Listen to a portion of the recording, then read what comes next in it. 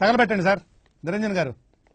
గోపీచంద్కి సరైన హిట్ పడి చాలా కాలమే అవుతోంది. అతడు ఎన్ని ప్రయత్నాలు చేస్తున్నా అవి బెడిసి కొడుతూనే ఉన్నాయి. అందుకే ఈసారి ఎలాగైనా హిట్ కొట్టాలన్న కసితో తనకు 2 హిట్లు ఇచ్చిన డైరెక్టర్ శ్రీవాస్తో మూడోసారి చేతులు కలిపి రామబాణం సినిమా చేశాడు. మరి వీరి కాంబోలో వచ్చిన ఈ మూడో సినిమా గత మ్యాజిక్ని రిపీట్ చేసిందా, ఆడియన్స్ని ఇది ఆకట్టుకుందా? పదండి రివ్యూలోకి వెళ్ళి తెలుసుకుందాం. స్టోరీ: గోపీచంద్ మరియు జగపతి బాబు బ్రదర్స్. ఈస్ట్ గోదావరిలో జగపతి బాబు ఒక హోటల్ నడుపుతుంటాడు. చిన్నప్పుడు గోపీచంద్ ఇల్లు వదిలి పారిపోతాడు. తాను ధనవంతుణ్ణై తిరిగొస్తానని తన అన్నయ్యకి ఛాలెంజ్ చేసి కోల్కత్తాకు వెళ్తాడు. అక్కడ ఒక డాన్ వద్ద చేరి తానే ఒక పెద్ద డాన్గా అవతరిస్తాడు. 14 సంవత్సరాల తర్వాత గోపీచంద్ తిరిగి తన ఇంటికొస్తాడు. ఆ తర్వాత ఏమైంది? అసలు గోపీచంద్ ఎందుకు ఇల్లు వదిలి పారిపోతాడు? డాన్గా ఎలా అవతరించాడు? అతడు తిరిగి ఇంటికి రావడానికి గల కారణాలేంటి? అసలు డింపుల్ హయాతి పాత్ర ఏంటి అనే చిక్కుముడలతో ఈ సినిమా స్టోరీ సాగుతుంది.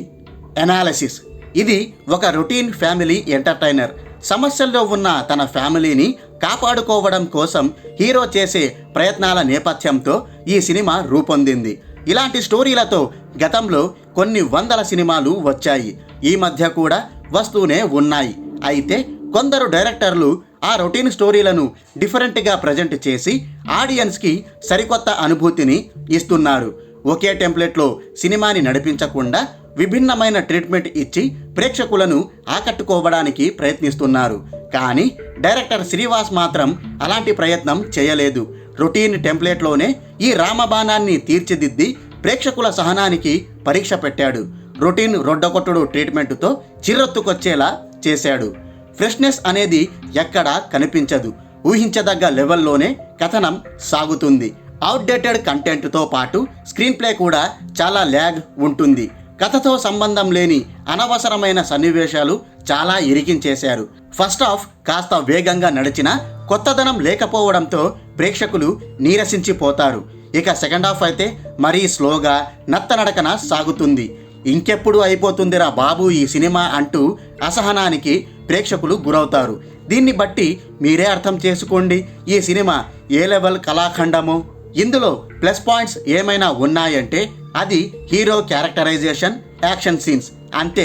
అంతకు మించి ఈ సినిమా గురించి చెప్పుకోవడానికి ఇంకే ప్రత్యేకతలు లేవు. ఇది రామబాణం కాదు, తుప్పు పట్టిన బాణం. నటీనటుల గురించి మాట్లాడుకుంటే గోపీచంద్ తన పాత్ర వరకు బాగానే చేశాడు. అతడి క్యారెక్టరైజేషన్ కూడా బాగుంది. కానీ సినిమానే తేడా కొట్టేసింది. డింపుల్ హయాతి చాలా అందంగా, గ్లామరస్గా కనిపించింది. జగపతి బాబు ఎప్పట్లాగే తన అనుభవాన్ని రంగరించారు. నాజర్ ఒక కీలక పాత్రలో మెప్పించారు. తరుణ్ రాజ్ నటన ఏమంతా ఆకట్టుకోదు. ఇతర నటీనటులు తమ తమ పాత్ర పరిధి పర్వాలేదనిపించారంతే. ఇక టెక్నికల్ విషయానికి వస్తే సినిమాటోగ్రఫీ, నిర్మాణ విలువలు బాగున్నాయి. మిక్కీ జే మేయర్ బ్యాక్గ్రౌండ్ స్కోర్ బాగుంది, కానీ పాటలే సెట్ అవ్వలేదు. ఎడిటింగ్ మరింత బెటర్గా చేయాల్సింది.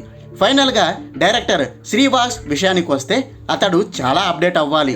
ఇలాంటి రొటీన్ సినిమాలే చేస్తానంటే తట్టాబుట్ట సర్దేయాల్సిందే. అయిపోయి